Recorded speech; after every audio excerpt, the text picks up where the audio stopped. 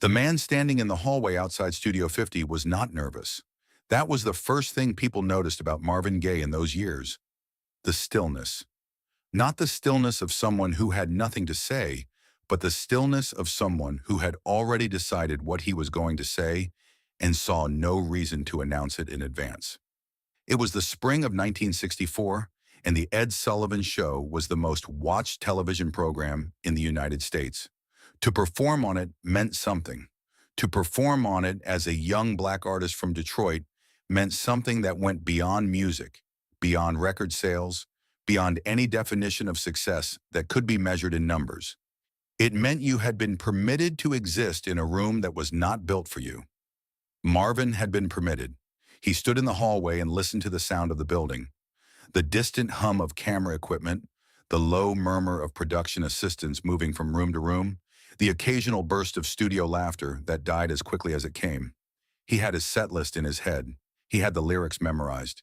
He had spent weeks working on the arrangement, adjusting the tempo, layering the harmonies in a way that felt true to what the song actually was, which was not what people expected it to be. That gap in between what people expected and what the song actually was something Marvin had been living inside for as long as he could remember. He did not think of it as a gap. He thought of it as a door. The problem had come 2 days earlier, during the pre-show rehearsal. A production assistant, young, polite, carrying a clipboard, had approached Marvin between run-throughs and explained that there were certain words in the song that the network preferred he change. Not many words, just a few. The ones that were considered too direct, too physical, too openly expressive of something that television in 1964 did not yet know how to hold without flinching. The request was delivered with a particular softness that institutions use when they want to disguise a demand as a suggestion. The production assistant smiled throughout. His clipboard never left his hands. Marvin listened to the entire explanation before he responded. He said he understood. He did not say he would comply. He did not say he would refuse. He said he understood, and then he went back to the rehearsal room and continued working on the arrangement, adjusting a chord voicing in the bridge that had been bothering him since the previous afternoon. The production assistant stood in the doorway for a moment, waiting, then made a note on his clipboard and walked away. What no one who worked at the Ed Sullivan Show fully understood in those years was the particular architecture of Marvin Gaye's silence. It was not passive. It was not the silence of someone absorbing an instruction and deciding how to obey it. It was the silence of someone who had made a calculation so complete that words would only have made it smaller. Marvin had grown up in a house where silence was both a weapon and a shelter. His father, a minister in the House of God Church in Washington, D.C., preached about sanctity and discipline and the wages of pleasure. He preached it loudly and at length. The home where Marvin grew up was full of his father's voice, filling the rooms, defining the walls, drawing the boundaries of what was acceptable and what was not. Marvin had learned early that there were two ways to survive in a room dominated by someone else's certainty. The first was to argue. The second was to become so still, so inward, so quietly resolute that the certainty had no surface to grip. He had chosen the second way for so long that it no longer felt like a choice. It felt like a fact about himself. The way his voice was a fact. The way his hands on a piano were a fact. He did not tell anyone what he intended to do on the night of the broadcast. Not his road manager, not his band leader, not the Motown representative who had flown in from Detroit specifically to oversee the appearance. He went through the afternoon sound check with the altered lyrics, delivering them cleanly and without visible reluctance. And the production team relaxed. The clipboard came down. The smiles returned. Everything was going to be fine. The show aired on a Sunday. By 1964, Sunday nights in America had a particular texture. Families gathered in front of televisions after dinner, the week's obligations temporarily suspended, the mood something between rest and obligation. Ed Sullivan occupied the center of that mood with precision. He was not a performer himself, more a curator, a man whose job was to stand between the audience and the spectacle and sanction it with his presence. His approval was architectural. When he introduced an act, he was building a room around them, determining its dimensions, deciding what the audience was allowed to feel. Marvin Gaye walked onto that stage and built his own room. He did not announce the change. He did not pause before the altered lines, did not signal through his body language or his expression that something had shifted from what the rehearsal suggested it would be. He simply sang the song the way the song was written, every word, every syllable. The ones that were too direct, too physical, too openly expressive of something that television in 1964 did not yet know how to hold without flinching. He sang them in the same quiet, unhurried way he sang everything else, with the kind of control that sounds effortless only because it is so completely intentional. The studio audience heard it. The cameras were already running, and no one stopped him. This was the thing that would stay with people who were there or who studied that broadcast years later, not the act of defiance itself, which was visible enough, but the quality of the act. There was nothing confrontational about it. Marvin did not look into the camera with the expression of a man making a statement. He looked the way he always looked when he sang, inward, precise, slightly apart from the room, as if the music were occurring in a space just behind his eyes, and the performance was simply the external evidence of it. The protest, if it could even be called that, had no edges. It could not be argued with because it was not an argument. It was just the song, sung correctly. Afterward, backstage, there was a brief conversation with the production staff. It was brief because Marvin offered so little purchase for the conversation to hold on to. He did not apologize. He did not explain.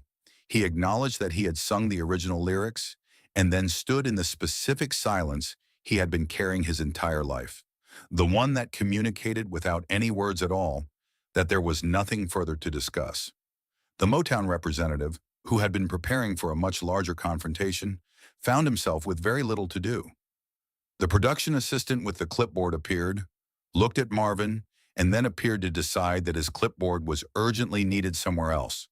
The broadcast went out. Marvin returned to Detroit. Nobody at the Ed Sullivan Show called to complain, which was the most telling thing of all. The audience had not been offended. They had not been confused. They had simply heard a man sing a song the way it was meant to be sung, and they had responded to it the way audiences respond when something true reaches them, with a kind of recognition that does not require analysis. The network's fear, it turned out, had been about its own discomfort, not the audience's. The audience was capable of more than the network had assumed. This was something Marvin already knew.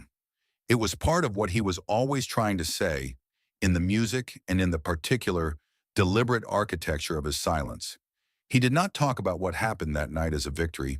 He did not talk about it much at all. Years later, in interviews when the question came up, he would acknowledge it briefly and then move the conversation somewhere else. Toward the music, toward the arrangement, toward some technical detail that interested him more than the narrative of resistance. He was not unaware of the significance. He simply found significance less interesting than the thing that had made it significant, which was the song itself, and the decision to let the song be what it was, without apology, without performance of defiance, without any gesture toward the audience watching from the other side of the network's carefully managed permissions. What Marvin understood in a way that was not intellectual but structural, built into the way he moved through rooms and through his career, was that the most durable form of resistance is the one that does not announce itself. Announcement gives the thing being resisted a chance to prepare, to build its defenses, to frame the resistance as transgression and punish it accordingly. Silence, the specific, full silence of someone who has already decided, takes that chance away. By the time anyone understood what Marvin had done on the Ed Sullivan stage, it was already done. The tape was rolling. The broadcast was live. There was no version of events in which it had not happened. He had understood this since childhood. The house on Fairmont Street in Washington, D.C. had taught him that the man with the loudest voice in the room is not necessarily the man with the most power. Power, in his experience, was the capacity to remain unchanged by someone else's certainty.